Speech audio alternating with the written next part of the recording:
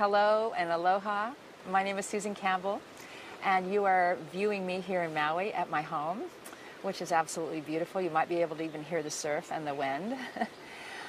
And I'm here to share with you Essential Cuisine. It's a multimedia project which shares many different culinary methods for you to put into your life. We have a subtitle of Essential Cuisine, and it's The Journey from Seed to Soul. And just a little bit of history about myself, and you'll understand why I named it that. I'm the co-author of the Healthy School Lunch Action Guide and a new book called Raising a New America. The Healthy School Lunch Action Guide was published in the mid-1990s, and during that time I was a raw food chef. You know, I really wasn't a practicing raw food chef. I didn't go around and teach it, but I knew it well. And I actually did create some education for some major hotel chains and work with some private schools where I put on big events, and I actually made all the food and the sprouting and the blending. But what I found out about raw food when I experienced it, and like I said, this was the mid-1990s when it was very odd, that it was one of the most beautiful dietary regimes I had ever been on in my life. I literally thought I'd died and gone to heaven. It was so delicious, so rich, so vibrant in color. And I just could eat all the things that I used to think were forbidden, like avocados and nuts and seeds and all of those things that really give us nourishment. So during these periods in the mid-1990s, I had that experience. And then I began to learn a whole lot more about fats and oils. And over those years, I started to see how things were really progressing worse, and that people just didn't understand the essence of the changes that we really need to make in our diets. There's just way too much fast food, as many of you know, and way too much junk food. But what do we do about that? Where do we start? Where do we make changes? Well, I came up with 4 different things which I thought were the most important. Number 1, get the sugars and refined foods out of your life. Sugary colas and all those things, they are just ruining our bodies on so many different levels. If you would just do that and put whole sugars and high fiber fresh fruits into your life instead. Number 2, get bad fats out. That would mean hydrogenated fats and many of the highly processed fats. Those things don't do anything but make us fat and make us probably very grouchy too, and don't do one thing for our bodies. We are starving for good fats, and you can eat them abundantly. You will never, ever overeat them because your body just won't let you. Number 3, get rid of preservatives and chemicals and hormones and antibiotics and all the things that are put into the food that our bodies are not meant to digest. Now, certainly on occasions we can, but if you would just focus on those 3 things, you would notice a radical difference in your diet. You notice a radical difference in the way you feel, your energy level, the way you look, and you would be so much far more healthier and be able to maybe defend off any kind of diseases that might be coming your way. And also, you would have, and you would be giving your family, if you have that opportunity, a mental, physical, and emotional balance. Because our bodies are not separate from our emotions, and our emotions are not separate from our thoughts. And this is one system, just like the earth. And this system needs to be kind of ticking and running all together. And so if you feed it and nourish it, it's going to perform a lot better for you, and you're going to have a much healthier and happier life. So 2 of our DVDs are an introduction into raw food cuisine. And the reason I'm introducing this to you, because I know it can be a rather challenging cuisine when you're not used to it. But really, it's quite simple, because it is one of the coolest ways to get natural sugars into your life, and a lot of nuts and seeds and good fats. Another area that we're going to go into is my ala oils, which is all about fats and oils. Those delicious, delicious flaxseed oils, pumpkin seed oils, coconut oils, and all of the things, all of the oils and fats that your body is absolutely craving. An Essential Cuisine, this journey from seed to soul, is really about the seed.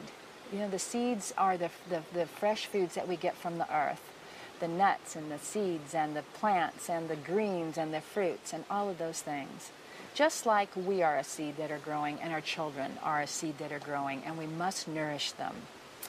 And this seed to soul is really all about our soul.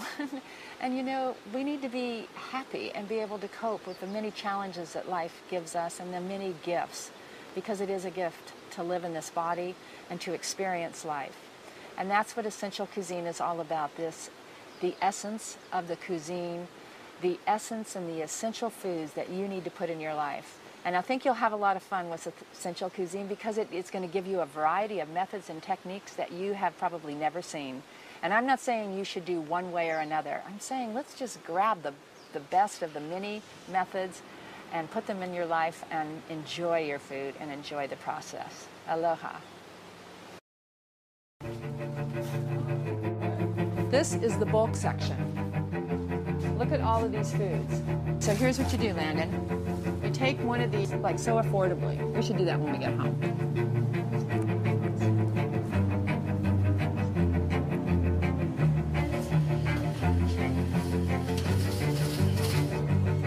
Yeah, we're gonna get some of these. Whoa. Okay. Nice. Gorgeous. Huge. Yeah, have you ever seen those before? No.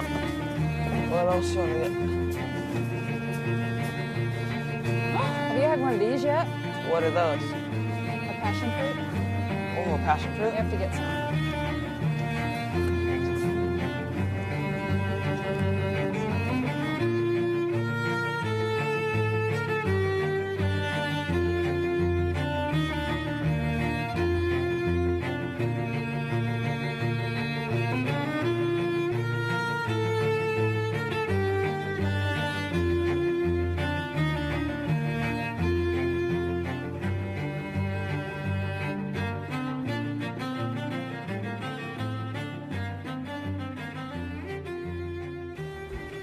Aloha, and welcome to Essential Cuisine, a journey from seed to soul.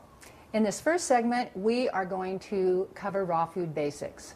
Now, for many people, raw food is really called living foods because what happens is many of the foods that are fresh from the earth, the bounty of nuts and seeds and legumes and fruits and vegetables, they're brought to life through soaking and sprouting and blending.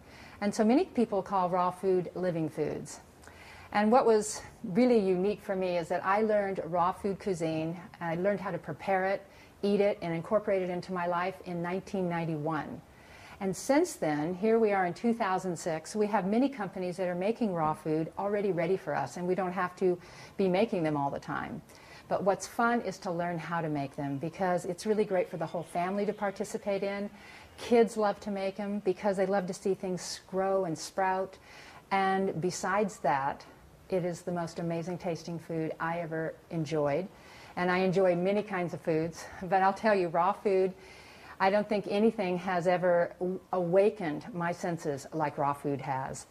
First of all, the smells that come out, as you'll see as we go along, you won't be able to smell them, but when you start making these foods at home, you will get an idea of the fresh, vibrant aromas that come through the blending and the sprouting and the juicing. And then the sight of them. I mean, look at the colors of all of these foods. And just in where the camera has shown you, we just have a variety of many foods. And the colors are so beautiful. And in many of the dishes, you'll mix many of these together. And what we're going to cover in the very beginning is very, very simple food so that you can just get an idea of how to proceed in your own kitchen. Secondly, the taste is absolutely astounding because for the first time you'll taste foods in a completely different form, which just gives a new variety to some of the things we get bored with in our lives now. One of the things that's very important about raw food is your equipment and getting your kitchen ready. Most of our kitchens have microwaves and they have toaster ovens and they have toasters and they have blenders and all of this kind of equipment that is used for everyday eating. But in raw food, it's important to have the right equipment and to kind of have your kitchen set up for it, and it'll be a lot easier for you. So we're going to cover each one of those basic segments, but first I just want to give you an overview of the different equipment. First of all, a Vitamix, if you can get a Vitamix or a really great blender, that is absolutely essential. This particular machine does more than just make smoothies and blend. This can ground nuts and seeds, it can make nut butters. It's an incredible machine and it's very strong and works very fast. A food processor is a must for raw food cuisine for some of the same reasons. There's a lot of blending that you'll see that we're going to do while we're practicing together. A juicer, this particular juicer is a Champion juicer. We're going to use it because it does so many different varieties of performances in the raw food cuisine. You can actually make juice out of it. You can make sorbets and nut butters. A grater, that's another must. We'll be showing you how to use a grater. These are things that your kids can use as well. A coffee grinder. We use a coffee grinder quite a bit for our nuts and seeds. And also knives. Knives are extremely important. I'm using a kin onion shun. Kin onion shun? I'm using a kin onion shun. This is a super steel knife. And what's really cool about it is, I think this is the knife that Alton Brown uses, and he's my favorite chef on the Food Channel. But this is clad with 16 layers of high carbon stainless steel. And it's got a D-shaped handle that keeps it from twisting. You will love this knife, and we'll have a lot of fun with it as we proceed on to the segments. And then we're using these, these are called the Kamachi knives, and they're a fluorinated resin coating over stainless steel. These knives are so light. We have used these in our kids' camp when we teach, when I taught at Laguna Culinary Arts, and we would have the kids come in and they would have a different color knife for each of them. Now the knives weren't really designed for children and for one, you know, for the boys to pick the blue and the girls to pick the pink, but that's what we did at the culinary school, and it was a big hit. These knives are nice and light and they're great for kids to use, but I'm saying kids that have been trained on knives because they are quite sharp. They're very light. They are colored because they're used for different things and designed. This particular knife is designed for, the pink knife is the knife that's for meat, and the green knife is for vegetables. The blue knife is for fish, and then the nice long yellow knife is for bread. And we'll talk more about these as we move on into the segment. But I love these knives, and that's why we're using them, and this one is like one of the only knives you need in your life. Also, what we'll want to use is a dehydrator. If you don't have a dehydrator, you can use your oven on a very, very low temperature, or you can also use the sunshine if you have a hanging kind of device, and if you happen to live a place like we do in Hawaii where it's very warm. But we have a Excalibur food dehydrator here. It's got 9 trays. When we do our dehydration section, you'll learn more about it. Wonderful dehydrator with a timer on it. I want to highlight just a few more foods, because as people that have been eating raw food, we have found out too that even people that are into dairy can now have food that is raw. This is from Organic Pastures in California, and now we're making raw unpasteurized milk, cream, cheese, and even butter. And this raw dairy is wonderful when it's cultured. And speaking of cultured foods, we also have sauerkrauts that are cultured, and these foods are raw, and they're cultured while they're raw. They're not pasteurized. And what that means is we pasteurized our food for many years because we felt a need to, because of the way some of our food was being made. And it's not just that anybody was careless, but we needed to really keep our food clean and not have germs. So the reason that I'm using some of these products here is that these people and these manufacturers are going to the utmost care to provide food for you that has not been pasteurized, which is often much easier. This food has been so carefully handled and processed and cultured so that it is high in friendly flora that is so healthy for your body. And that's one of the reasons that all of raw foods are so popular, is because they're so high in enzymes. Enzymes are what help us digest our food, and when we eat a lot of cooked food, it's very difficult to digest our food sometimes.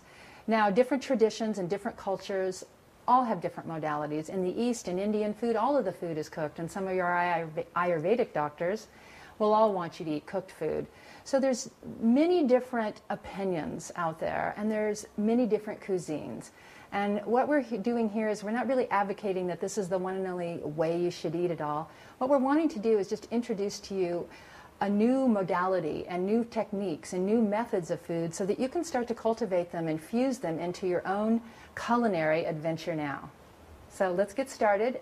The first thing we're going to do is learn all about sprouting.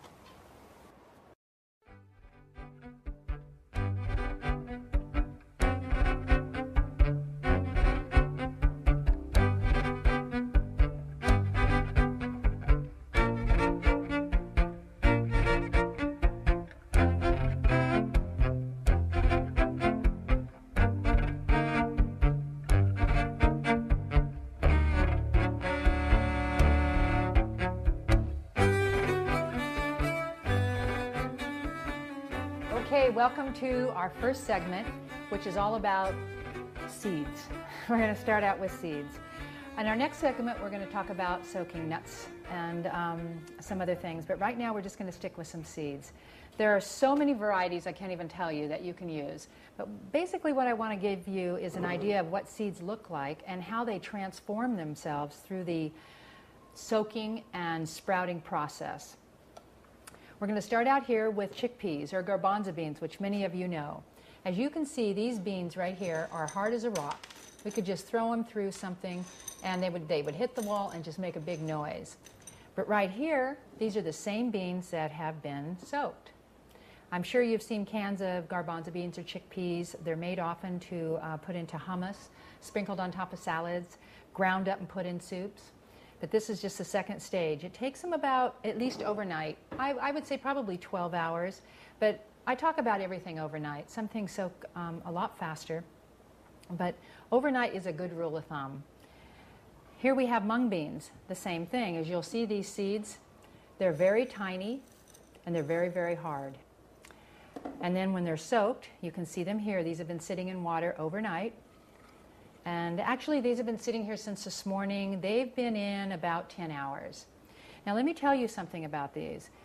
You know how squirrels, they take their nuts and seeds and they bury them into the earth? Well, that's because the earth germinates them. The moisture brings the seed alive. Every seed has to be germinated in order to be edible because you could never eat these the way that they are now. So that's the whole reason for soaking them. Once you soak them, then you start to water them and allow them to grow. And that's why they call it live food, because it really comes to life, as you'll see as we move along here. Here are some lentils. These lentils are green lentils, and they're whole so that they can be sprouted. And here they are soaked. And you can see that the water's kind of dirty. And the reason that the water has this dirty film over it, this doesn't have a whole lot of water, but you can see here in the color. And when we rinse the sprouts, you'll see even more. What these seeds have on them and why you could store them in your room for days and days and days, and they would not oxidize and they would not get moldy. Like if we were to set out a strawberry out here, the strawberry would get moldy very soon and gnats would start to fly around it, but not seeds, because they have what they call enzyme inhibitors on the seeds. And those inhibit any enzyme action. And that's why they can last forever. And that's why they're such a marvelous food, because you can store them in your cellar, you can store them in your cupboards in a tight jar, and they'll last for a very long time. So these enzyme inhibitors that are on the seeds naturally, the way the earth has grown them, when we soak them, the enzyme inhibitors come off, and that's what you get in the discoloration. And we're going to rinse those away, and that allows the seed to start to grow. And if we were to plant it in the earth or into some great soil, then we might have a really great plant, which is how all of our food is grown, as you know. So let me take you to the third step. We have the seed, then we soak them for their certain amount of time to get all the enzyme inhibitors off, and then we're going to sprout them. And to sprout them, we actually we rinse them all off and we put them in a jar and we let them start to grow. What we have to do is we have to rinse them every day, 2 to 3 times a day, depending on where you live. Like we're here in the hot tropics, and I found that it's good to rinse these 3 times a day. Twice a day is okay. I just love to splash them with some water. If you're in a very dry area like the desert, small seeds like these wheat berries, these are soft white wheat berries. These have been soaked and sprouted for a couple of days. They're already feeling pretty dry. So they need to have water often.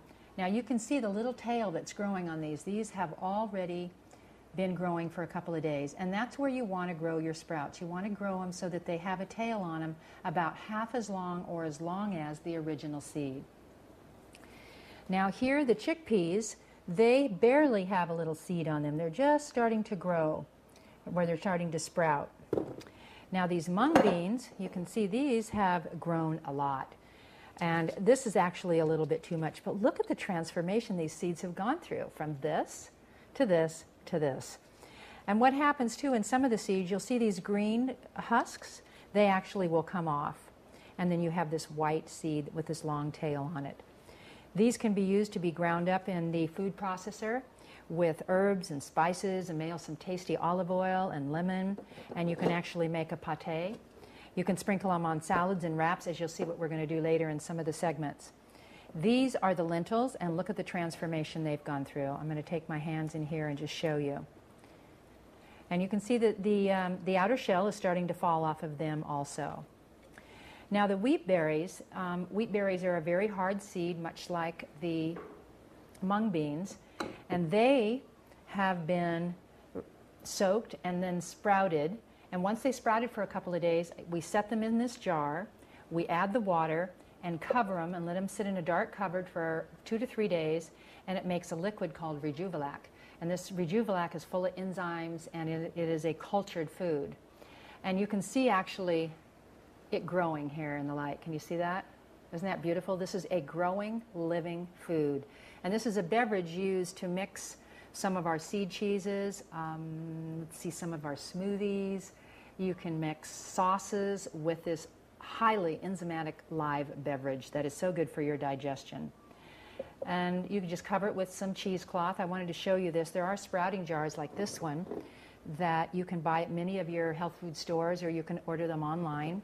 They have a screen in the top so that you can easily put the sprouts in them once we've cleaned them, and I'll show you how we're going to do that in a second.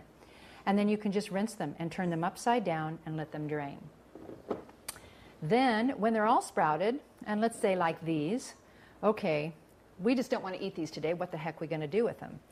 What we're going to do, and this is how you store them, is you put them in a clean glass jar. And if you have to use a plastic bag or a plastic container, that's okay. Glass is best, though.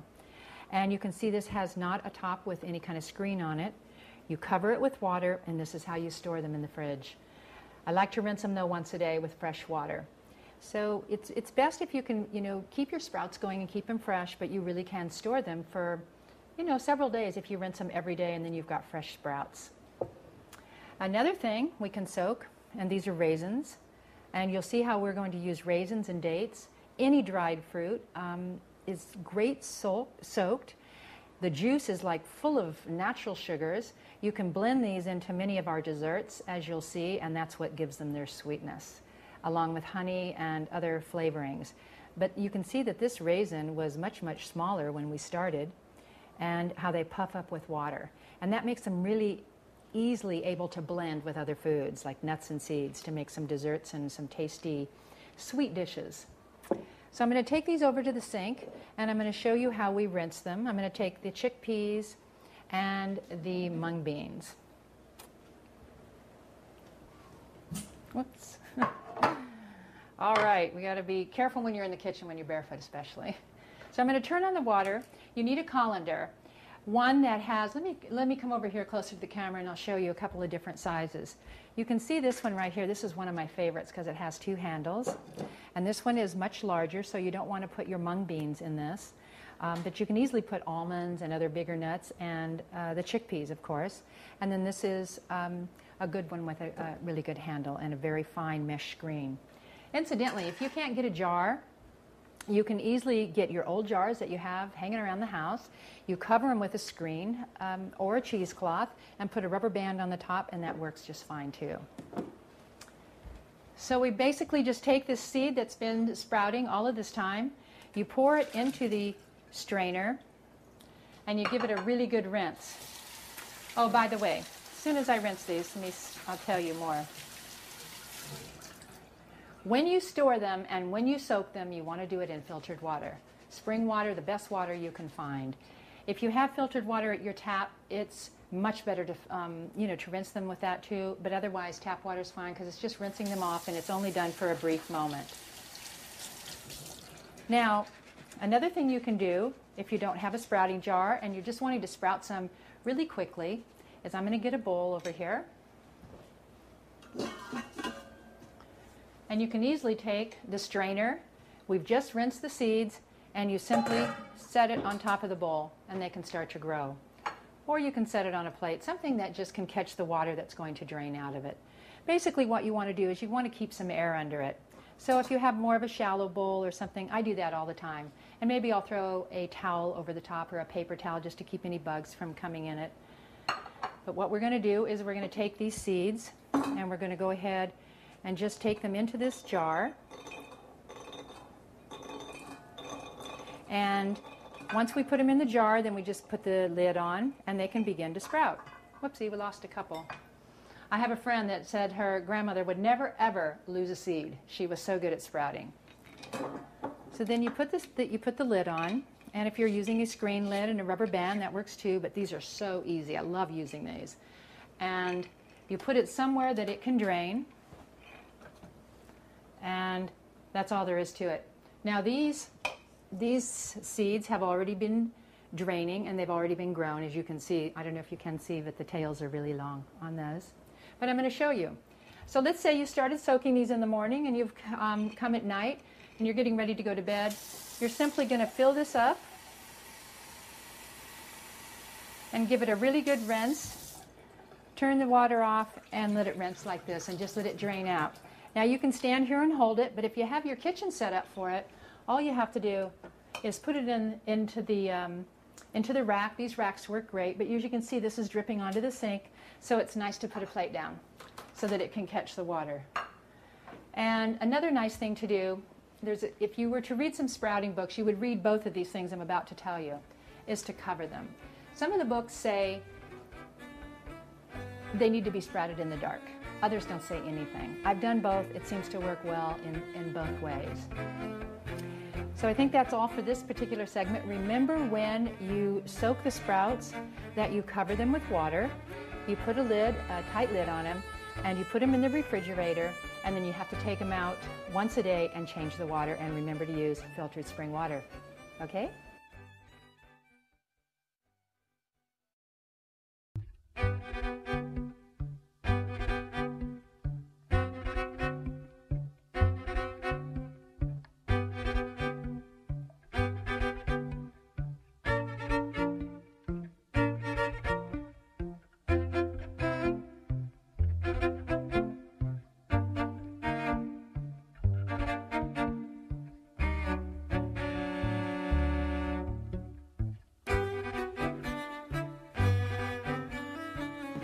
Now we're going to work with some nuts, almonds, pecans, walnuts. And I want to tell you a few more things though. Remember we talked about the Rejuvelac that I made? I wanted to tell you how to store this. It's very, very interesting. Once this beverage has fermented, like we talked about before, and it's really bubbled a lot for a couple of days, and you taste it and it tastes really rich and you think it's ready, what you do is you just strain the beverage off of the seeds, and you store it in an airtight container in your refrigerator, just like you would any other beverage. Then you can cover the seeds and start the process all over again. And you can do that for a couple of times. Isn't that great? That's a lot of mileage you get out of a handful of seeds to have such a great beverage. So I wanted to let you know that. I also wanted to take a moment here to point out some products, because as you'll notice as we do this segment, I'm going to bring a lot of different products in. And it's because I think they're the best. There are companies that manufacture with a level of integrity that is in alignment with these great living foods. And another aspect of that is that they're all organic. You always want to buy organic as much as possible. It's in alignment with the earth's rhythms. It is grown in soil that is abundant with the minerals and all of the things that make our foods nutritious for us. And it's one of the most powerful statements you can make as far as really supporting our farmers, is buying and eating organic food. So it goes without saying that all through our segment we always use organic food, and I'm going to point out products along the way, because many a times when I used to watch cooking shows or I would learn all about foods, I would go to the store and I wouldn't know what to choose. We're not sponsored by these companies. They don't pay for this particular series. We are featuring these because we chose them because we think they're the best, and they have a high quality and an amazing, excellent taste, and that's what it's all about. It's all about excellence.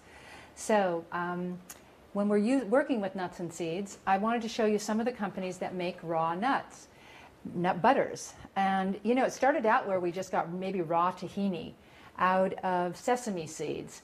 And I'm going to show you some sesame seeds in another segment. We're actually going to do some grinding of them, and I'll show you some of the differences. But like raw tahini, you can see it many times roasted. Those are the roasted sesame seeds, or they're whole. The sesame seeds are whole, and they're ground into this wonderful tahini nut butter. Now you can get on the market as the years are going by, and the popularity of this food is just, you know, exploding. We have fresh raw almond butter. Those are almonds that are going to be blanched and ground up not at a high heat, so they retain all of their enzymes. And so these are just a couple of companies I love to use. This particular company, Rejuvenative Foods, it's 100% organic, and they have a very airtight seal, and all of their products, you'll find them in the refrigerated section of your health food store.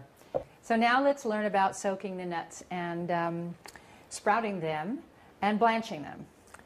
First of all, we have pecans. Now you can see here the pecans are dry. And then on these pecans have been soaking for quite some time. You can see that the water is a lot dirtier, or darker, I might say. And you'll notice that when these nuts are soaked, that all of this, like these walnuts, look at these. These walnuts are really pretty dark most of the time, and those are the enzyme inhibitors I was telling you about earlier. Now look at these. Once when we rinse these off, you're going to see how much lighter they are, and they almost get white. They get much, much lighter. And you can see the water here in the almonds. The almonds are kind of like wrinkled up. Those enzyme inhibitors are just protecting them. We could sit them out here probably for days and days and days, and they would just stay like this, maybe even a year. Whereas, fruit would never have that happen. But once we do this to them, we soak them, and they start to get all puffed up with the water and all hydrated. Then when we blanch them and take the seeds off, then they're going to start to oxidize, and they're going to shrivel up and die. So we're going to keep them alive. That's the whole idea of this. Now I also have these sesame seeds. I'm sorry, they're not sesame seeds, they're sunflower seeds. And I really wanted to demo them to you. But I want to tell you what happened. You can see in these sesame seeds, I'm going to put the jar up here, and I'm going to put the bowl right here so you can see them. They actually got these little pink things on them, and they have very long tails, and all the skins came off. Sunflower seeds they're just so hardy. They grow so fast, and you can soak these for about 5 hours, and they're really ready to eat. If you sprout them and they get too long, which they do very easily and very fast, they're really, kind of bitter. They lose their sweetness, and all of these nuts have a lot of sweetness to them. So that's what happens with sunflower seeds, and even though we soaked these and stored them in the refrigerator, they still grew. So it's important for you to realize, and this is why I wanted to show you this, is that even if the nuts are stored in the refrigerator, they will continue to grow, some more than others. And this really just happened overnight. And you can see these even pink things are starting to change color and have a discoloration. And then all these little teeny shells are floating to the top. And usually when your sunflower seeds have been soaked and you're going to be wanting to rinse them, you're going to let the water settle to the bottom. Or let the water will rise high, the seeds will settle to the bottom, and you'll see that all these shells will float to the top, and you'll want to rinse those off. And I'm sorry I really can't show you more, but you can see that they grow very quickly. But they're really the same as we did the lentils and the chickpeas. So I'm going to take these over to the sink and show you how to rinse them.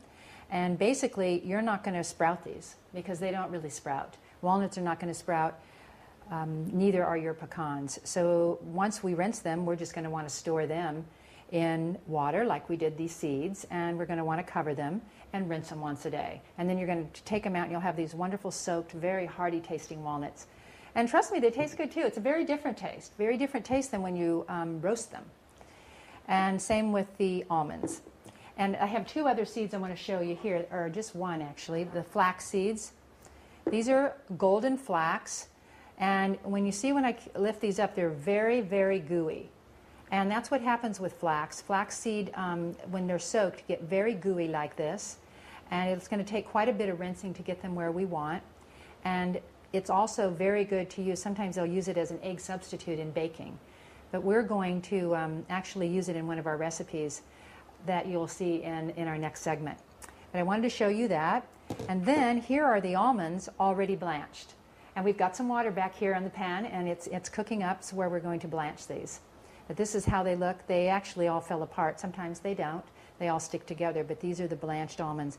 And that means not only have we soaked them and rinsed them, but then we've taken that outer shell off. And you'll see when I take them off how thick they are and why it's so much easier to digest them without this heavy seed and coating on it.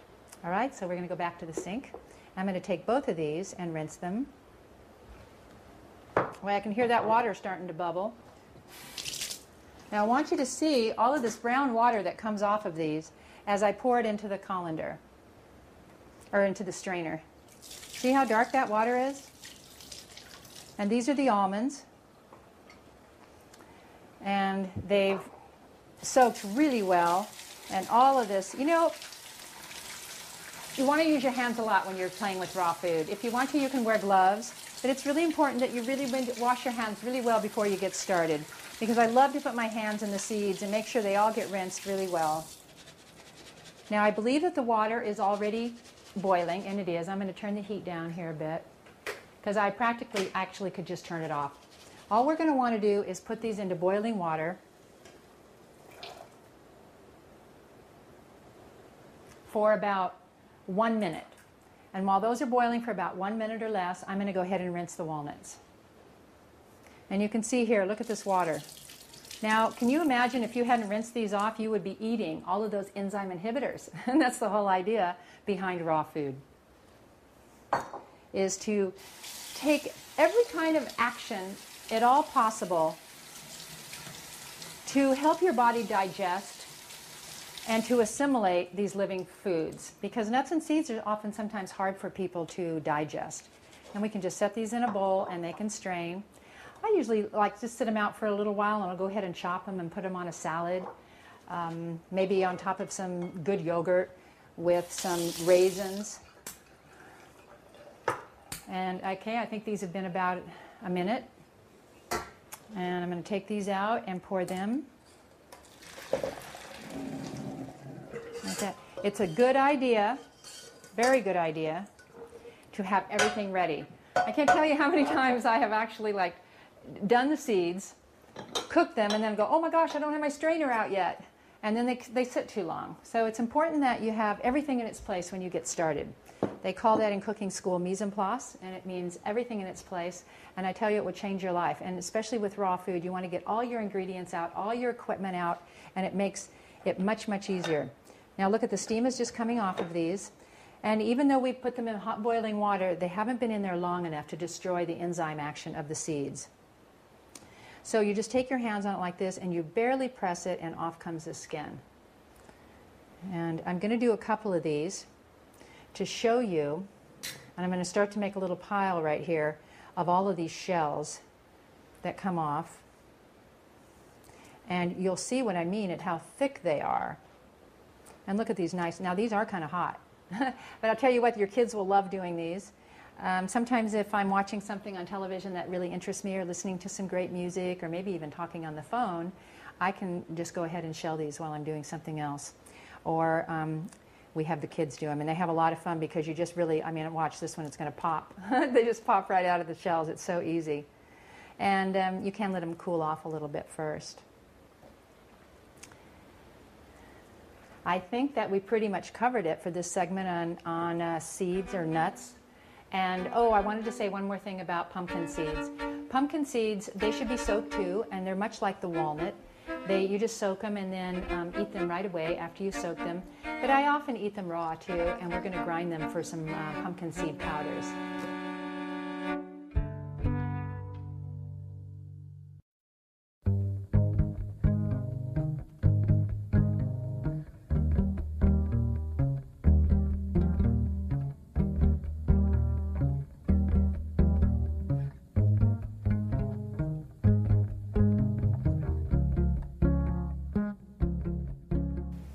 Now for juicing.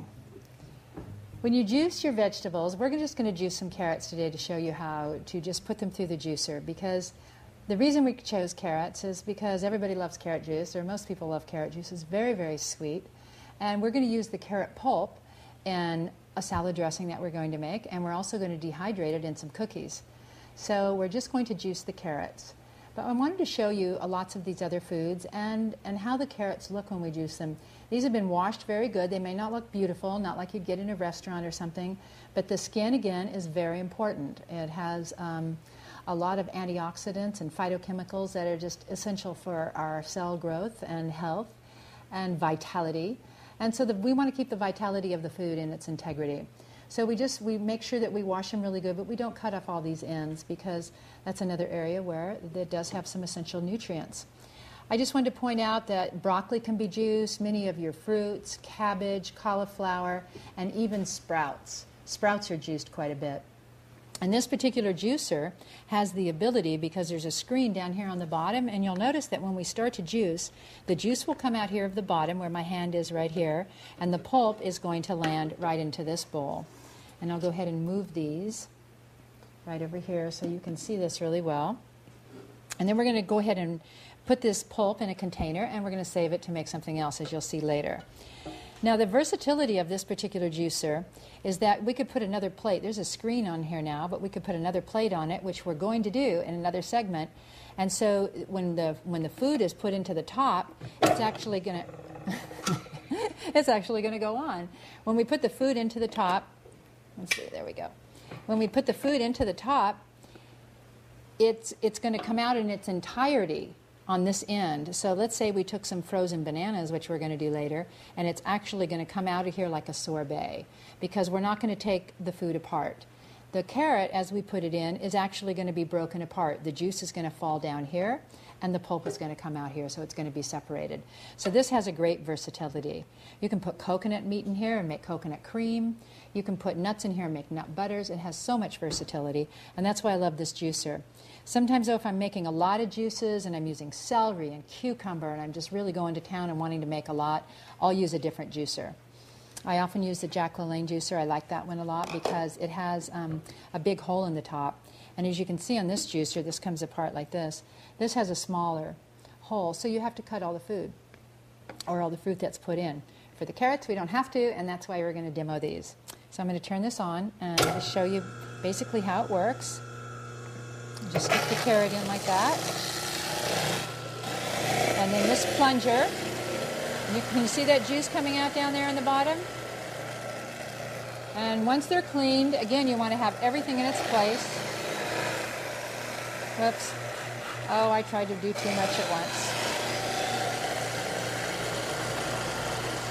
Some wonderful combinations. Celery and apple, cucumber, celery, apple. Carrot is great in everything, but if you're sugar sensitive, a big glass of carrot juice is a lot of sugar. One of my favorites is to use a couple of carrots, a couple of beets, maybe just one beet, a juice of a whole lemon, and you can put the lemon right through the whole juicer, and with its skin on and everything. Maybe a little piece of ginger, an apple, some celery, some cucumber. If you use a lot of greens too, like spinach greens and broccoli, sometimes the juice will taste kind of flat.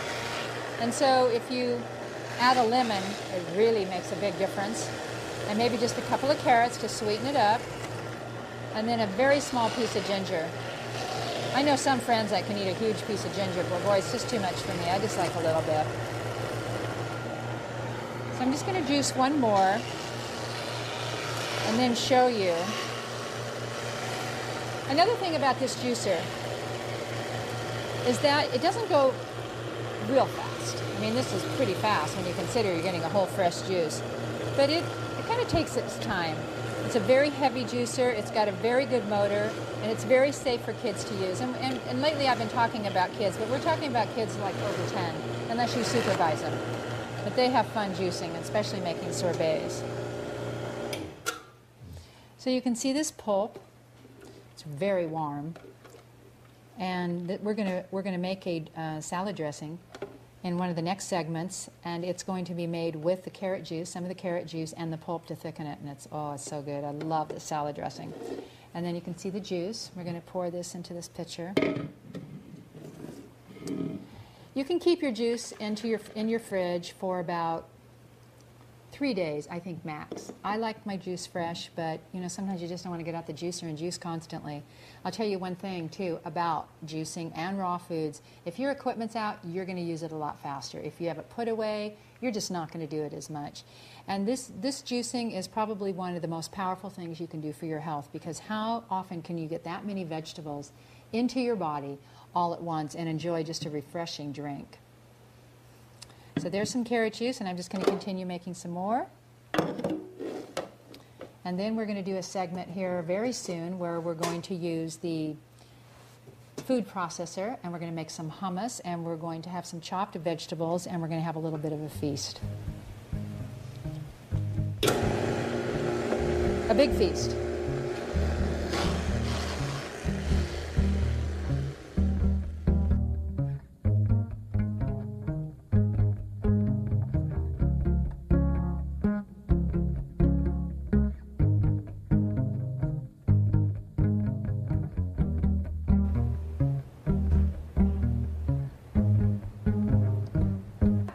I'm going to take you through a little bit more of a journey through with seeds and nuts and a little bit more equipment. I'm going to introduce to you sesame seeds. These are hulled sesame seeds. And remember I mentioned earlier that some of the sesame seeds already have the hulls on them. I'm sorry, these are unhulled. These are hulled.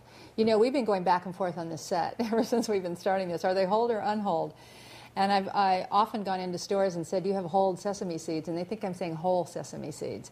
So the difference is, and I will show you in another segment what the unhulled sesame seeds look like. They're brown, like you've seen in sushi restaurants. They're kind of crunchy, and they're brown because they have the hull on the outside.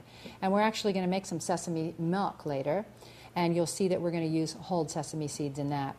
But these, I mean unhulled, these are hulled sesame seeds, which means the hulls have been taken off. Okay, so we're going to take the hulled sesame seeds and we're going to grind them in a coffee grinder. Now, coffee grinders are pretty sensitive and they work great for coffee, but as you know, even coffee beans have oil in them, and so do our seeds. So sometimes coffee grinders, I think it's really good to have a couple of them if you're going to grind a lot of nuts and seeds, because it's great to have one for coffee so you don't have to clean it all the time, and one for your seeds. So we're just going to put about half of them in there, or fill it to about halfway. You simply put the lid on and grind it up. I can show you here. And it just grinds up really nice and soft, like a soft powder. And it kind of looks like snow, creamy colored snow. But the point is that you get now a nice soft powder that you can sprinkle on vegetables, and we're going to sprinkle it on a dish we're going to make here with the grater. Now, if we were to keep grinding this and we had great, huge, heavy equipment, we would make tahini, and that's how tahini's made. Now, I'm going to do the same thing. I'm not going to clean the grinder because just for the essence of time with all of us, I wanted to show you these two different pumpkin seeds. These are pepitas. They're green. These are what you'll find around in most of the stores in the U.S., and these are from Austria. These are Austrian-grown, pure green pumpkin seeds. And later on, we're going to show a wonderful roasted pumpkin seed oil made out of these seeds. But we're going to grind, I'm going to grind these, the pumpkin seeds, and just show you how to make a nice powder that's wonderful to sprinkle on salads. Again, just a quick spin. And then you have this great green powder. Now you might think, oh, what's the use of doing this? Well, you know, when a lot of us are on the run a lot and we're wanting to get a little bit more nuts and seeds in our lives because we know how many antioxidants that we have in them. Pumpkin seeds have great fat, some essential fatty acids, and this is a great, easy way to really enhance a salad. I'm going to tell you these things are delicious, absolutely delicious. And I'm going to put them up here, and you can see this nice green color. And then the white sesame seeds, they're all, and these, when you put them on a salad and then you put on a dressing, they all kind of clump together and they make the salad dressing very rich. Okay, now I'm going to go over to the grater and we're going to make a salad.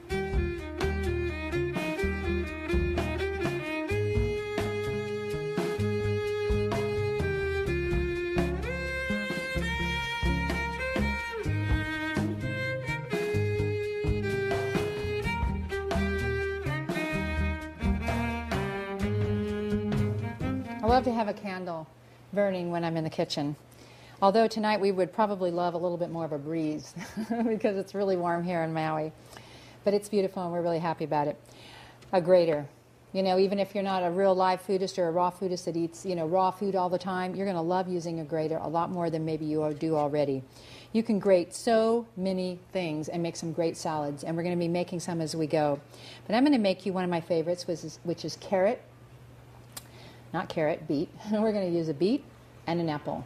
And a beet is another food that is not eaten as much as we might like to, especially if we're feeding kids. A lot of them don't like beets, but I'll tell you, when they're raw and they're grated like this, they're yummy. Now I want to show you, this is the grater of all graters. It has, I like to use these little holes right here quite a lot, because when you grate something like a carrot or a beet on these little teeny holes, you actually get a very juicy substance. Whereas if you were to take this big one, these chips, you're going to get chips, which are still difficult to chew. So if you grate them on the small one, you get a very, very juicy piece of a vegetable. When you're grating, you want to have something to hold on to, especially when you're holding food like this. So I usually just cut the end off, clean the beet, of course, really well. You don't need to peel them. And I usually even like to leave the end on about this long, because then I have something really to hold on to. So you just start grating, and pardon the noise here. Now I'm going to show you what we already have going here. And you can see that this beet is really tiny, which makes it a lot easier to chew. And it's actually good if the beet oxidizes a little bit, if it has a little air come into it, because sometimes they can be quite strong. So sometimes I like to grate my beet and let it sit out for 10-15 minutes before I serve it or eat it. And sometimes I even grate it and put it in a dish and put it in the fridge, and then I have it all grated for later. So we're going to grate the rest of this beet. Okay, so that was a workout. Now when you're finished grating, don't take it too close, because it can be dangerous and you can hurt your fingers. So just save this piece. I throw them in a baggie, lots of little extra pieces, the bottoms of broccoli and tops to these, and you can juice them because they're still a really good piece of food. I want to tell you something about using knives too. You really don't want to ever use your knives to pick up your food like this, because that's how you will start to wear out your knife, because it's not made for cutting boards, it's made for food. So it's really good to use the back of your knife to scrape your food into anything off the cutting board. Now we don't need to clean the cutting board, because our next dish is going to go right in here with the beet, and that's an apple. So when you start with any of your food, which many of you probably know, but I might as well go into it a little bit, you always want to create a flat surface when you start your cutting, particularly with a round piece of food like this. So I've already cut off the top, which creates a flat surface for me. So all I have to do is turn it upside down like this, and on my flat surface, and I can go ahead and cut that in half. And then we'll core it, and we'll grate it. And now, the reason that I'm not cutting this more, like we often do when we take the core out of an apple and cut it into pieces and then cut the core off, is I like to have something to hold in my hand that's nice and big when I'm grating. So, and we don't need to peel the apple, although you certainly can if you want to.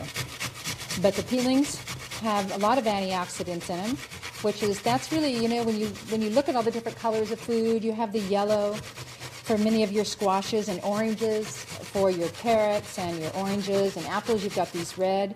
All of these colors mean different nutrients, and that's why it's so important to get a variety of colors into your life, whether you're juicing or eating whole foods or whole vegetables. And most of us don't eat enough vegetables because they're simply kind of, we don't know what to do with them, or they're hard to chew, and we don't maybe get a variety because we'll have our favorites. But that's why I like to leave the skins on, because I think the skins are really taste good, and I think they're probably really good for me. Now you notice that many times when you grate an apple, you would probably use that bigger slate, but here we're going to use the small one, which really almost makes a whole applesauce. Now it's down to the skin. I'm going to toss that. Now look at this nice juicy apple. Look how juicy that is. There is so much juice here on the board that it's almost like, you know, applesauce, like I said. I'm going to go ahead and put it right in here. Now this particular dish, I love to use these Washington apples. They are so sweet and so tasty. And when you have something like a beet, you're going to want something that's nice and sweet. And I'm going to go ahead and, I got to core this one. And sometimes if my apples are small and I have a really big beet, I will actually use 2 apples because I like it really sweet. And if you're feeding it to your kids, you might want them to have 2 apples because they might not like the idea of eating raw beets. But you'd be surprised how many really like them. Now you notice too, while I'm grating this, I want to tell you a little bit about this bottle of wine sitting next to me. Wine's raw, right? It hasn't been cooked. It's actually been fermented for a very long time and very carefully. But what's important about wine to know is that this particular wine has organically grown grapes. And there's a difference between organic wine and organically grown grapes wine. And the difference is that organic wine may not be from organically grown grapes. In the labeling laws with the USDA, organic wine means that it doesn't have any sulfites in it. But all wine has sulfites in it, even in its natural process of fermentation. So if you get a label that says made with organically grown grapes, then it's made with organically grown grapes, but it has a very, very small amount of sulfites in it, which are quite natural. Okay, you can see this beautiful applesauce here. We're going to just put this right into the dish. I'm going to take a quick wipe of my hands. I'll tell you something too. If you're working with beets, look what happens with your hands. So you want to wash them really good afterwards because they kind of stain.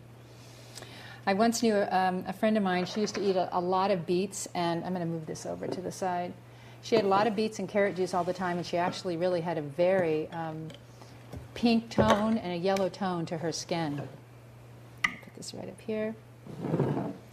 Now, I know this might seem kind of messy, and the truth is, it is sort of, but it's pure food. It's straight from the earth and absolutely delicious. This is one of my favorite things to eat for breakfast. It's also one of my favorite things to have for an afternoon snack when you want something kind of sweet and filling, but you don't want a big meal. And it's very, very fulfilling. And you just mix that together. And sometimes I can eat this whole thing in one sitting, but most of the time, about a half is kind of good. So you just put that together, make sure you get all that juice. Now with this grating, you have all the fiber, you have all the juice from the vegetable, and you have that wonderful texture. I'm going to take these sesame seeds that were ground in the coffee grinder, and we're just going to sprinkle these over lavishly. And then, remember those walnuts. I'm going to grab this other cutting board here that's nice and clean. And we have these walnuts, remember, that we rinsed off and soaked. And we're just going to take these and just chop them slightly. I like them kind of crunchy on this, but this is a wonderful combination.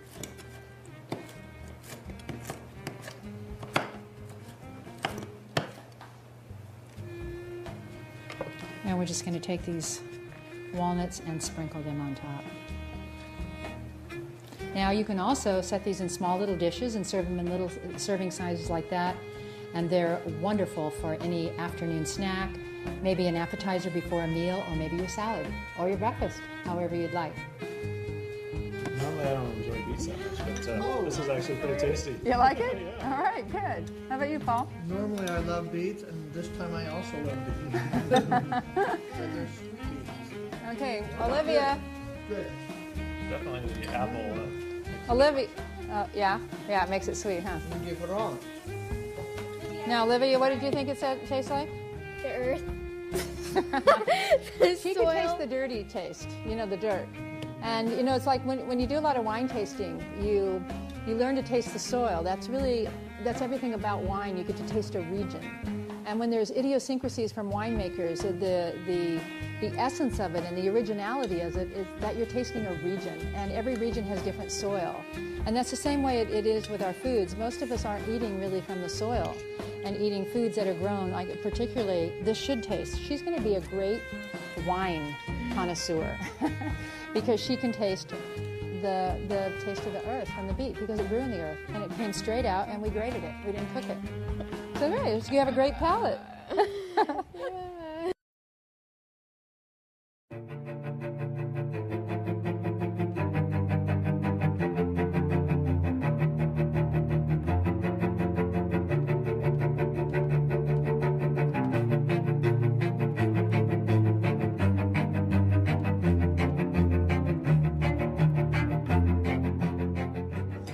Welcome back and aloha.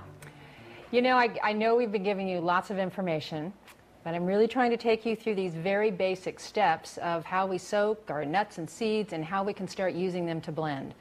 So I really want to acknowledge that you're really paying attention to this and wanting to incorporate some whole foods into your diet. I think it's awesome. And if we'll just move along and we'll just get more and more tasty and have more and more fun as we go. So right now, these are whole sesame seeds, and we're going to make a sesame seed milk. Then we're going to make an almond milk, and out of those same almonds, we're going to make an almond soup and an almond cheese. That's how versatile almonds are. But right now, I'm just going to go ahead and pour these sesame seeds. They're whole, and as I pour them in, I want you to see what they look like. I'm going to put a few here in my hand and show you these. Now, these have the holes on them. Remember, in our last segment, we had these sesame seeds that had the holes off. So they were called whole sesame seeds. But these have the holes on them. And so this is what we're going to make our sesame milk out of. And all you do is you soak these sesame seeds for only about 5 hours. I soak everything overnight. And then I covered them in some water and I stored them in the fridge. We're going to take 2 cups of water.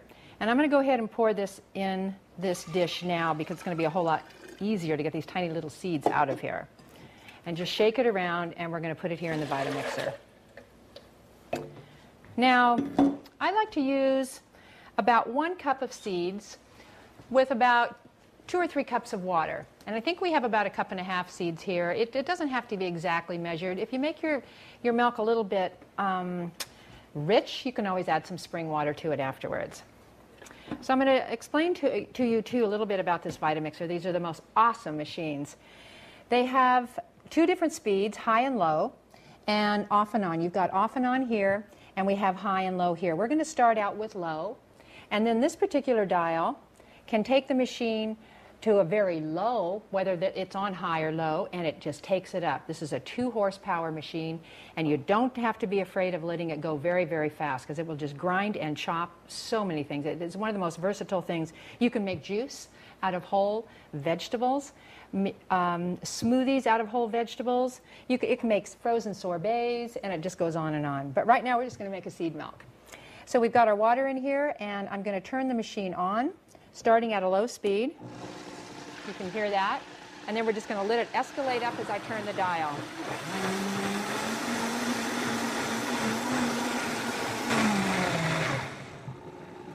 And see how that goes way down really low? Isn't that nice?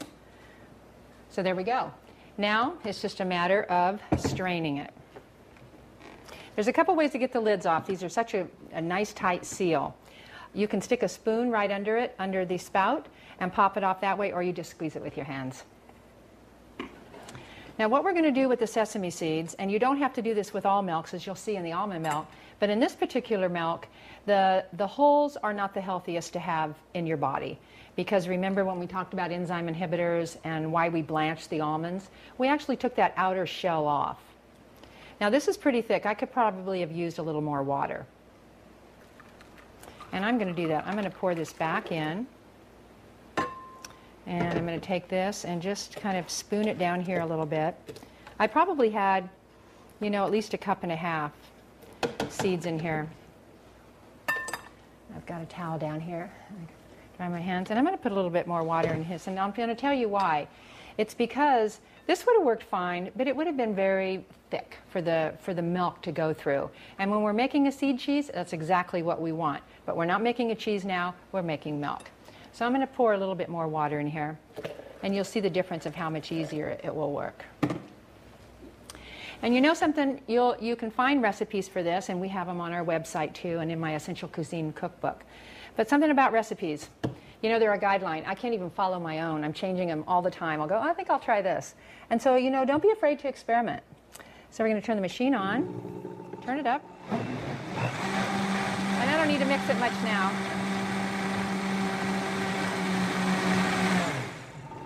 There we go. Turn it off.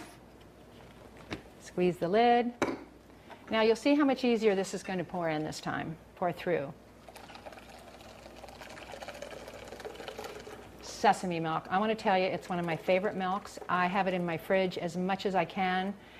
It's a little bit of time to do it, but you know, you're not buying a milk like in the store in those aseptic packs. Those things are all pasteurized and boiled, and even though they're a good food source, when you don't have time to make your own, can you imagine just having fresh sesame milk? This is so loaded with calcium and other great nutrients.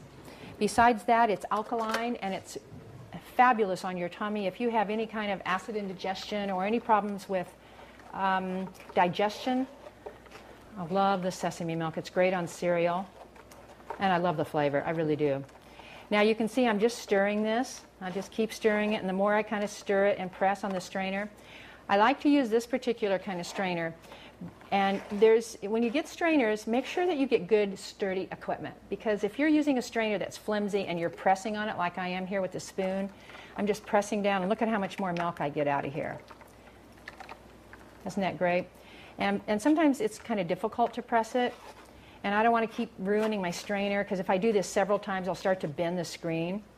So actually what I do is I just take a nice big handful of this. And you know what? I'm one of these people that loves getting my hands in the food. I scrape it over to the side. I take a big squeeze like this, and I just squeeze it right out of my hands. And we're going to be doing that with some other foods too later on. And I go ahead and discard this pulp. This pulp is not good for anything. Remember when we made the carrot juice and we're going to use the carrot pulp? Well, that's carrot fiber, and carrot fiber is great for you, and so are many of your fruits. But this particular pulp, you don't want to eat this. This is like the almond shells. This is just shells that were there to protect the seed and keep it for its longevity and its ability to keep the food safe and not go rancid. When you have these seeds, these have precious oils in them. Many of you are familiar with sesame oil. Imagine what you're getting in this milk. You are getting every single, not just the oil, but every single other element that this luscious seed has to offer. And I would say that these last, I like to do, I'd say like 5 days at the most. I like everything fresh, so I try to, drink it in by like 4 days or so. Now look at this beautiful milk. You can just pour it in a container, put a lid on it like we did many of the other containers, and store it in your refrigerator, and you have this beautiful milk. Wasn't that easy? A little messy, but easy.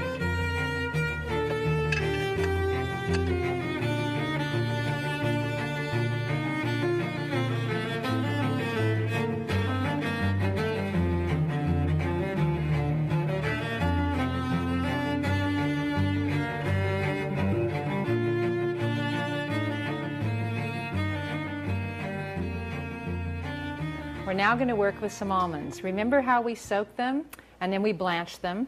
Well, here we've got 4 cups of nicely blanched almonds.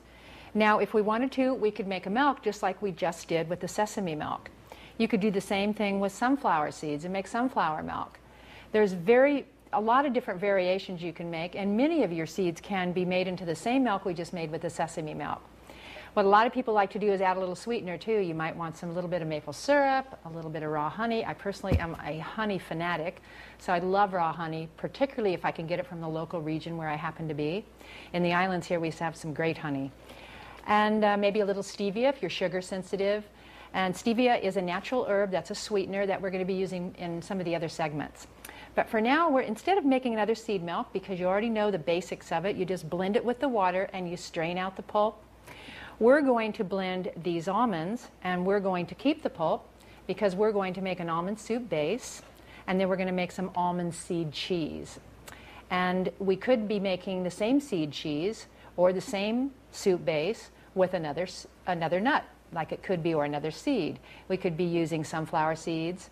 We could be using sunflower seed cheese. But I'll show you these variations as we go along. But for now, we're just going to do the basic soup, and then we'll move on to the seed cheese. So I'm going to take 4 cups of the almonds, and I'm going to put them here in the Vitamixer. This is really so simple. I know that it might, seem like it takes a lot, because we really did do a whole lot more before we came to this portion of it. We already soaked them and we blanched them. But you'll learn as you move along to learn these things. You just learn to maybe take one recipe at a time and just start to incorporate it into your life. Like sometimes before I go to bed at night, I just kind of think, oh, I'm in the mood for some almond milk or an almond soup base, and I'll just like pour a bowl of almonds, stick them on the sink, pour some water on them, and go to bed. And then the next morning or day when I have time to blanch them, then I blanch them. Then I might store them and make the soup later. Or you can certainly make the soup right after you blanch the almonds and soak them. But you don't have to do it like all at once, but you do have to plan ahead. So we're going to put the 4 cups of almonds, so that is going to call for 4 cups of water. And the reason this is a little bit thicker is because we're wanting a soup base and we want a seed cheese. So we want it to be heartier, and we're going to keep all the pulp of the nut. Now, remember, we have already really taken the skin off of the almonds, so we don't have to go through the same process that we did with the sesame milk and pour it through and grab that pulp out, because this has all been done. So this is purely good food. So we're going to blend it. And I wanted to show you the tamper that comes with the Vitamix. It actually will go down and will not hit the blade, and it stops right here at the top so that you can always kind of work your food if you're using whole fruits. You'll see too later. Okay, we're going to turn it on and then turn it up.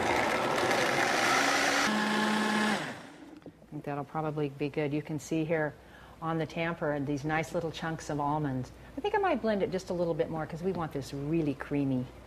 Make sure that's sturdy. And remember, I turned this up. So sometimes if you turn this thing on high and it's already turned up, you got to make sure you got the top on because you'll have soup flying everywhere. So I like to turn the dial down. I like to turn it on, and then I like to turn it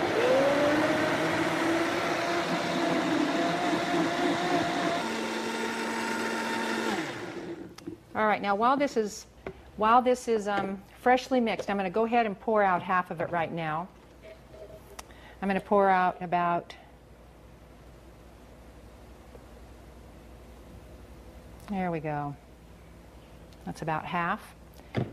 Look at that. Was that beautiful? Did you see that? Isn't that just beautiful? Now we're going to add some ingredients here for a soup base. First of all, we're going to take the juice of 2 lemons, and we're going to put that in. Now, you know what? You don't need a Vitamixer for this part. You could easily put it in a bowl and whisk it, because these are just going to blend really nicely. We're going to take a tablespoon of flax oil. Now, even though we're using raw, this is a raw recipe because our nuts are raw.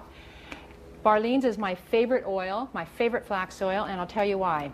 They're the only company that makes the oil, presses it fresh, and sends it directly to the store or directly to you. It doesn't sit on a distributor shelf somewhere.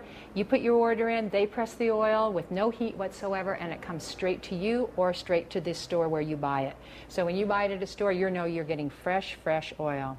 This particular one is their Essential Woman, and it has some evening oil of primrose in it and a little bit of rosemary and high lignans. And we're going to continue to talk about oils as we move along in these segments. But right now, not to get things too complicated, we want to keep them really simple. If you don't want to use a flax oil, you can use an olive oil. Olive oil is good for everything. Extra virgin olive oil, considered a raw or live food.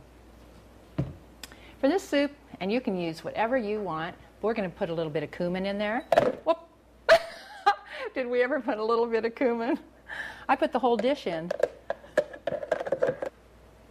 Okay, we got the container out of the blender when we dropped it in and put the cumin in. So we didn't want to do it over again because, you know what, things like this happen in everybody's kitchen. We took it out, we washed it off, but we already have the cumin in there, so we don't want to put it in there again because we are all looking forward to eating this soup. So, and I want you to do the same. If you ever drop things in there accidentally, you just might make up the coolest recipe that's ever been made up. You never know what might happen in the kitchen, and that's the fun part of creating food. It's really fun to experiment. So let's see, I think we put some lemon in there, and we put some flax oil, and we definitely have cumin. And now we're going to put some garlic, and this garlic has already been all chopped up for us. And you could just put the whole clove because you know how this Vitamixer works. It really will just ground anything. So we've got garlic, and you can put some veggie seasoning in it. You know, just be creative. What we're going to put is here, we're going to put a little bit of tarragon. And I'm going to put just about a teaspoon. I don't often measure with teaspoons. I just use my hands a lot because I love just having my hands in food. It's kind of like playing with, you know, art or clay or something like that. So I'm just going to grind these up a little bit more in my hands and sprinkle them in. Beautiful colors. And I think oh no, we're going to want to put some salt in. And let me talk to you about salt. I have 3 different things of salt out here, and I'm just going to give you a little blurb on salt. And we're going to talk a lot about it because I love this salt. This salt, to me, is like God. I know that's a big stretch, but anyway, I love this salt. Celtic sea salt. When you see something that says Celtic sea salt, it comes from one place, and that's in the French, in the Mediterranean, in France, off the coast of France, and it comes from a company called Celtic sea salt. And they have 3 different kinds of salt. We have the fine, and then they have the large gray crystals, and then the fine gray crystals, and this is flower of the ocean. Fleur de sel, as it's often called. But this particular salt, when there are certain wind conditions on the ocean there, the actual salt floats to the top, and it's hand harvested off the top of the ocean, and you are getting the flower of the ocean. It's not a hard crystal. It's not fine. It's in between there somewhere, and it has this consistency that when you put it in your mouth, it doesn't go crunch. It just kind of like bursts. And I love using it as a condiment on foods. I personally don't usually cook with salt at all. I usually salt afterwards because I love the flavor of salt. And I have a friend that told me, never on top of, always in. But my motto is kind of never in, always on top. But with this particular soup, we're going to go ahead and put it in because it's really going to enhance the flavor a lot. And we're going to put about a half a teaspoon in. A lot of raw food, if you go to some raw food restaurants, a lot of people think it's too salty. Yeah, this is a half a teaspoon. And it can be. Sometimes they'll use a lot of tamari and a lot of salt and a lot of, excuse me, a lot of salt, a lot of tamari, maybe a lot of liquid aminos, Bragg's liquid aminos, to flavor things because they might think it needs more of that. I personally don't. There's other ways to flavor things. A little cayenne might be fun in this, depending on who's eating it. You might want to spice it up with maybe a little bit of a hot pepper. Use your imagination. Now we're going to go ahead and put the top back on here, and we're just going to give it one little quick swirl. I'm going to turn it down, turn it on. It's not going to take much.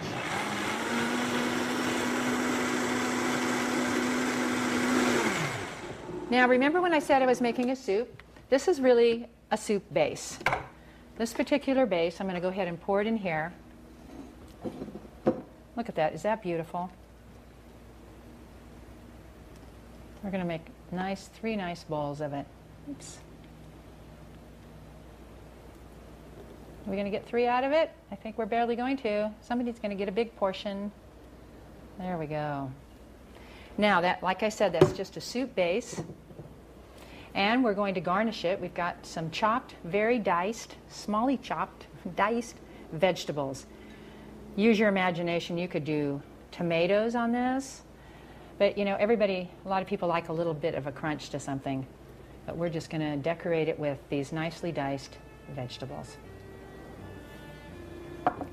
And maybe put a little sprig of parsley on each one. Isn't that lovely? Now this soup will blow your mind. I've taught many classes where I've made this soup and people go, just fresh almonds, and they take a bite and literally they go, oh my God, that is so good. And that's the way it is. So enjoy. And now we'll get ready to make the seed cheese.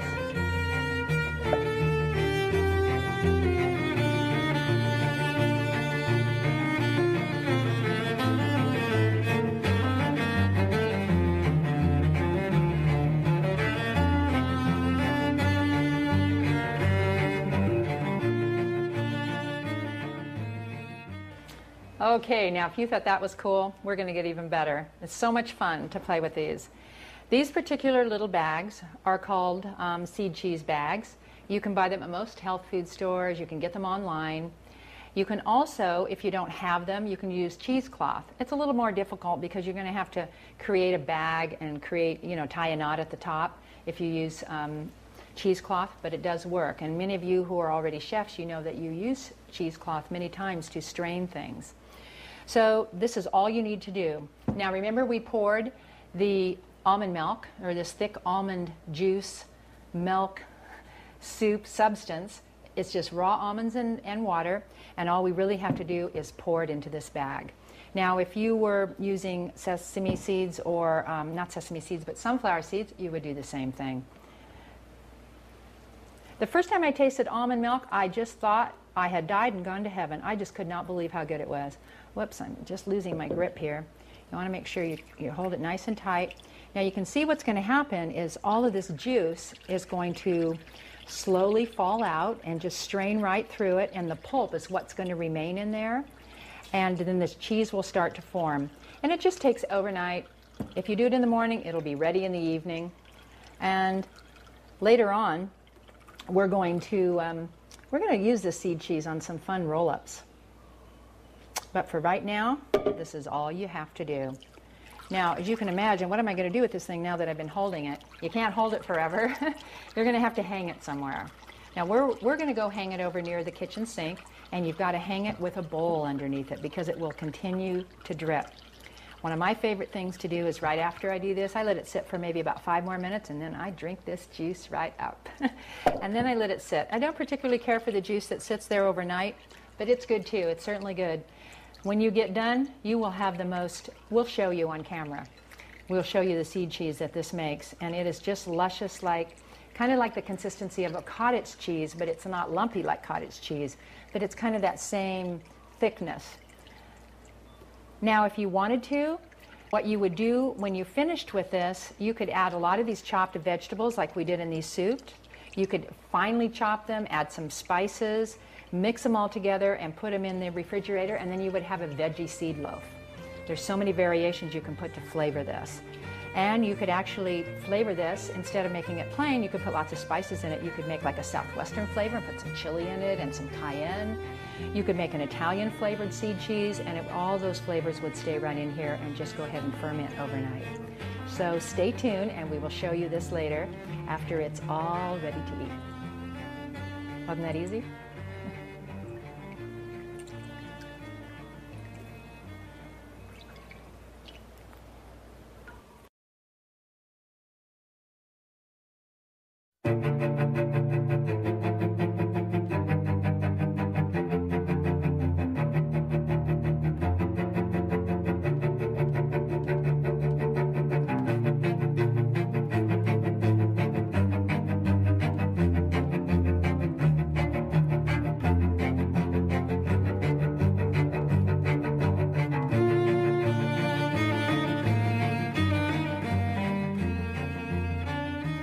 Aloha and welcome back.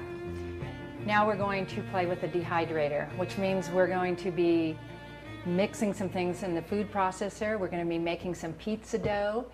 We've already made some crust. We're going to look at some fruits, and there's a lot of variations you can do with this dehydrator. Remember, we introduced it in the beginning scene? This right here is the dehydrator. It's an Excalibur. What you're seeing right here is all the trays that come out. This is a 9-tray machine. It has a timer up here and a dial to give your temperature. But basically it runs about from 95 degrees to 145 degrees. And what happens is the air circulates around the food at a constant pressure and a constant temperature. When you first put your foods in, however, they're going to be much lower of a degree. Like they're not going to bump up to 120 degrees if that's where you set it right off the bat. But they will slowly cook over time, and that's why they're continued to be living foods. So what we're going to do, I want to show you these trays first of all. Now these trays, we just dehydrated some apples on them, and you can still see we have some little pieces here. There's tons, you can make fruit leathers. You know the ones you get in the store that are all rolled up? You can make fruit leathers, and you can make dehydrated fruits. Bananas we have right here, we literally just slice these thin, and we put them on here. Now we didn't have professional cutters. We had all the kids cut these, and they had such a good time. Then they laid them on the tray, and the air circulated right through this screen, and we made these incredible sweet snacks. They are delicious, and these are apple bananas here on the islands. We did the same thing with the apples, and we cut them all by hand. And some of our teens had a really good time cutting these because they were practicing all their knife skills. Of course, we supervised. But these are all the apples that just laid right here. You can store them once they've been dehydrated to a very dry temperature. Once they have no more moisture in them, then you will just put them in a dish, put a lid on them, and put them in the fridge or put them in an airtight bag and store them, and they'll stay indefinitely for a long period of time.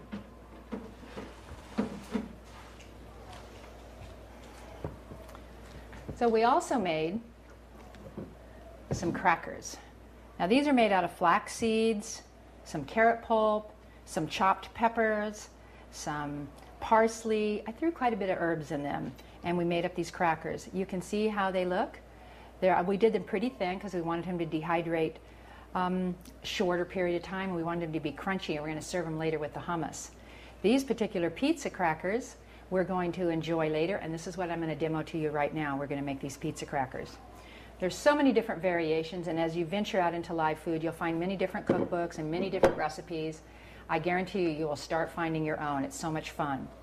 These are the crackers. We labeled them and put them in an airtight dish, and these will just last forever, so that when you want to go make a sauce like we're going to in a few more segments, then you'll be able to just take these crackers out and they'll be all ready, and you just whip up the sauce, whip up a cream topping, and you'll have instant raw food, live food pizza. All right, here's the deal. I'm giving you kind of a complicated recipe here for these crackers. I mean, it's not really complicated, but it's a little bit to work with your hands. I mean, we all know it's pretty simple to cut these things and put them on a tray. So I'm not going to show you how to do that. But I'm going to show you how to do this because it's a little bit gooier and a little bit more to work with. So if we're going to start out with wheat berries. Remember in the first few segments when we sprouted some seeds, these are the wheat berries, and I think I showed them to you just like I'm showing them to you now. They've got a nice long tail on them. They've been stored in some nice cold water, and we're ready to ground these up and make a live food, raw food pizza crust. Can you even imagine? How awesome is that? I mean, it's really awesome. So we're just going to put those in the food processor. We're going to add some flax seeds that were also soaked. I remember when I was showing you how gooey they were. Well, we've rinsed all these off. They're still pretty gooey. Look at that. It's just really, really gooey. But this is what's really nice about flax seeds. When you use soaked flax seeds in a recipe like this, it binds it because of all of that gooiness. Remember I said that they're good to use as an egg substitute? Well, that's what we like about this recipe, or using these for crackers. Now we're going to put about 1/3 to 1/2 cup of olive oil. I'm going to go ahead and just pour some of this in. I'm going to leave some in case I need a little bit more. Remember, everything is always different. We've got about 2/3 to a cup of carrot pulp. Remember the carrot pulp we saved from the carrot juice? Isn't that a great thing to be able to use? Again, and then we want to put some seasoning in it. And we want to put some garlic in it. Here we go. We've got a whole bunch of garlic. Oh, this is the salt. All right, I'm going to take Italian seasonings. This is from Whole Spice. They make their seasonings very fresh. Wonderful company. Look how finely ground that is. Really a beautiful, very, very fresh Italian seasoning. We're going to add 5 cloves of garlic. And you know what? We didn't need to dice all of these, but I just wanted to show them to you all diced. They look so beautiful. And now we're going to blend this. And this is going to be our pizza dough.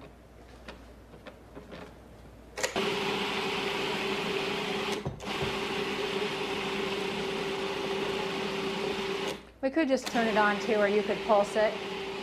And it's just going to continue to just churn and churn like that. You see that really well?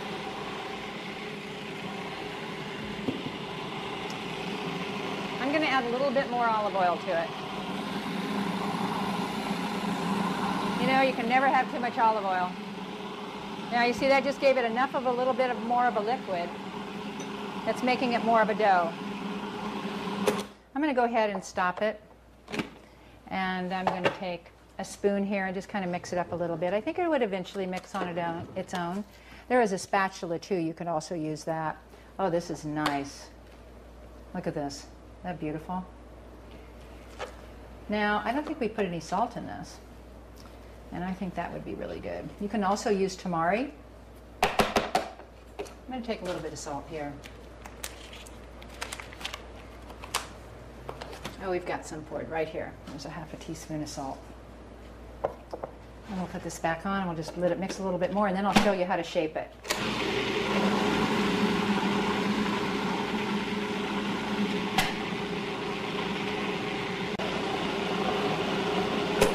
There we go.